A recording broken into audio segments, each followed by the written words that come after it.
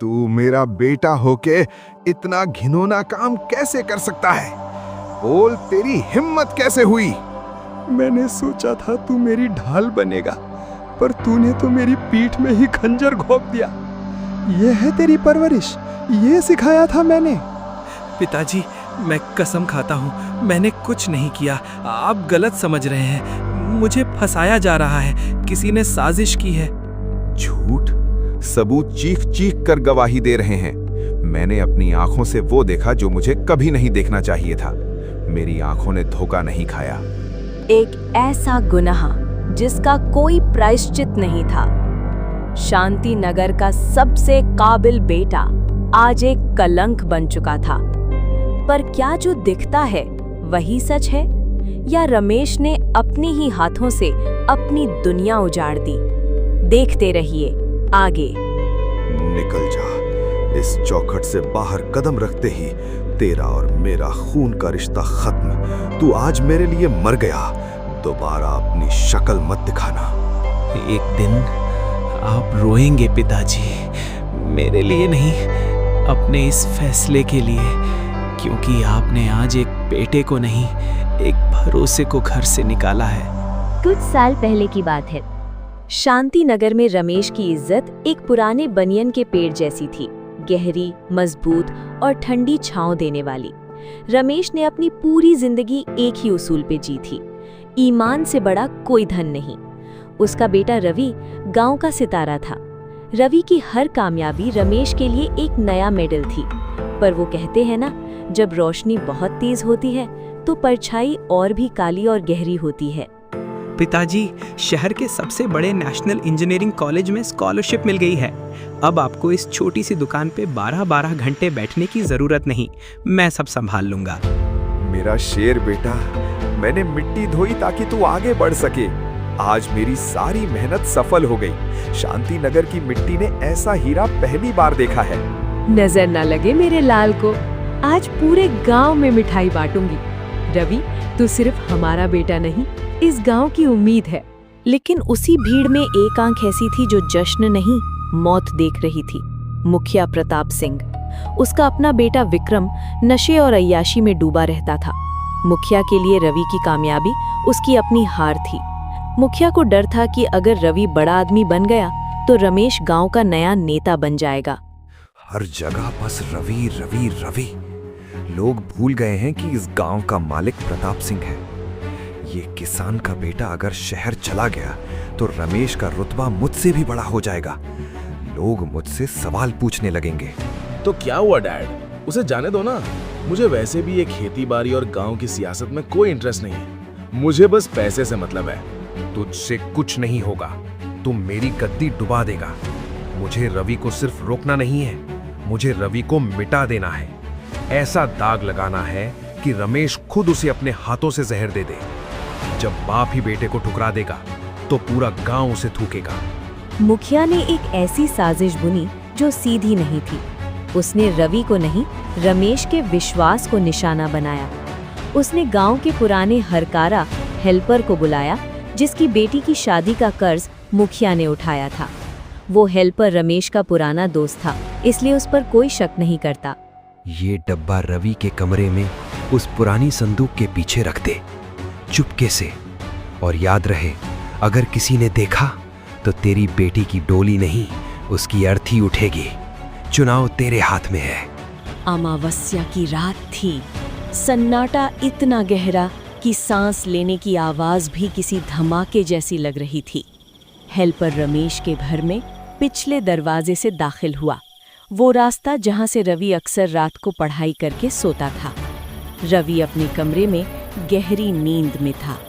हे भगवान, मुझे माफ करना। मैं एक निर्दोष बच्चे की जिंदगी उजाड़ रहा हूँ, पर मेरी मजबूरी है, मेरी बेटी की इज्जत का सवाल है। नहीं पिताजी, मैं शहर जाऊंगा, मैं बड़ा आदमी बनूंगा। हेल्पर वहां से भागा, पर वो एक गलती कर गया। उसने एक पुराना गमछा वहां छोड़ दिया, जो उसका नहीं बल्कि विक्रम का था।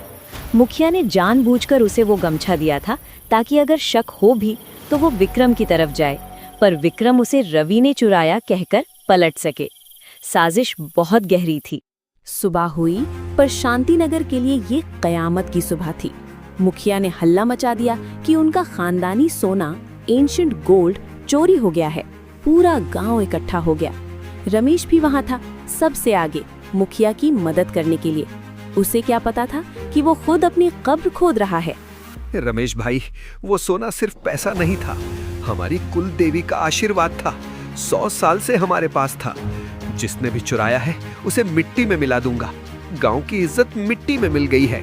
मुखिया जी, हमें शक है कि चोर गांव के बाहर का नहीं है। चोर वही है जो शहर जाने की तैयारी कर रहा है और जिसे पैसों की सख्त जरूरत है। हमें हर घर की तलाशी लेनी होगी। शुरुआत मेरे घर से कीजिए थानेदार साहब। मेरे घर में चोरी का माल तो क्या, पाप की परछाई भी नहीं मिल सकती। मेरा बेटा रवि गांव का गर्व है। तलाशी शुरू हुई। रमेश मुस्कुराता रहा। उसे पूरा भरोसा था।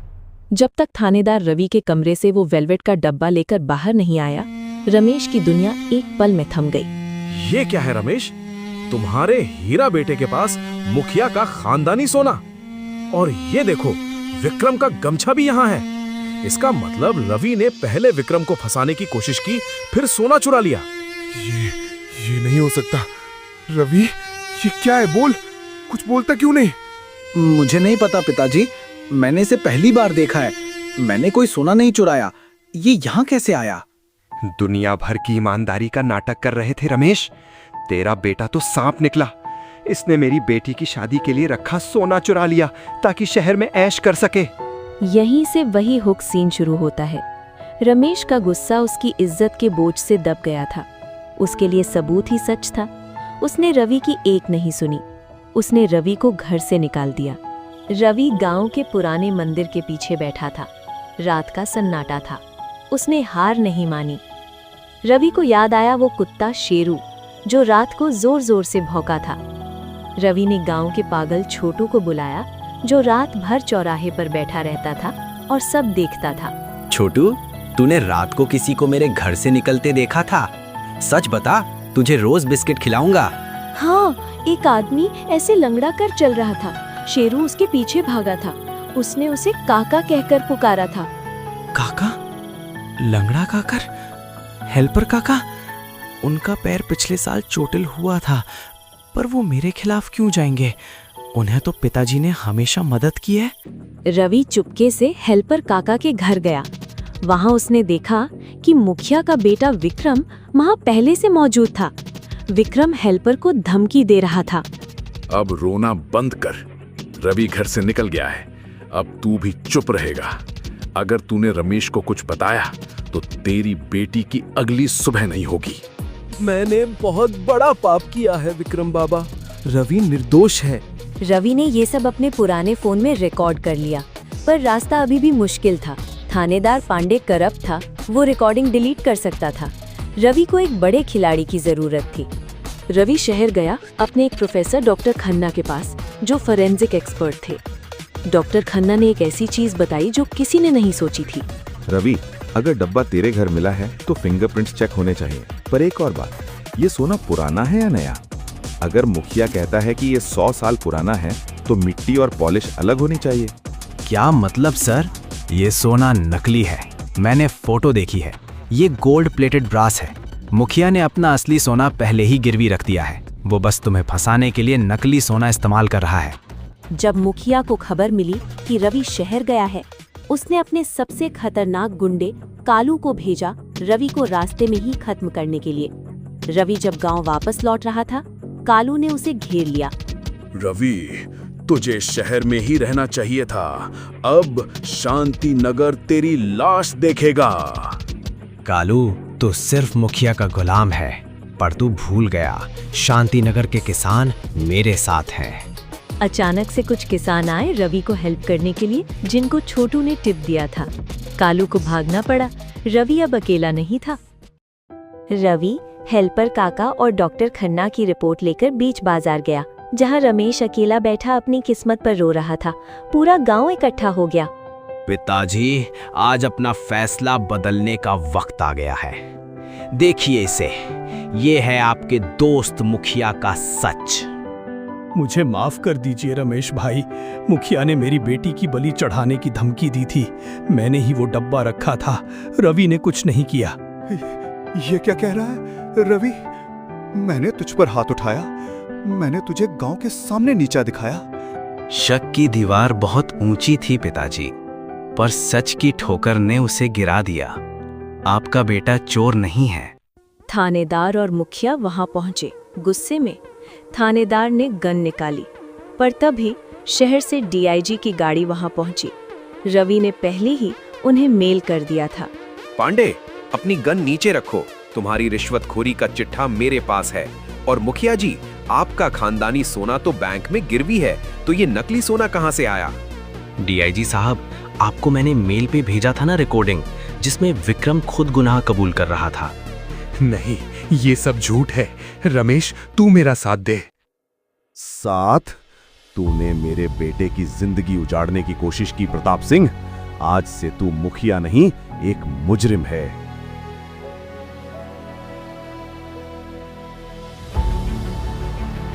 मुखिया और थानेदार जेल गए। शांतिनगर ने एक नया सवेरा देखा। पर सबसे बड़ी जीत बाजार में नहीं, रमेश के घर में हुई। घर की रोशनी वापस आ गई थी। मैं काबिल बाप नहीं बन सका रवि।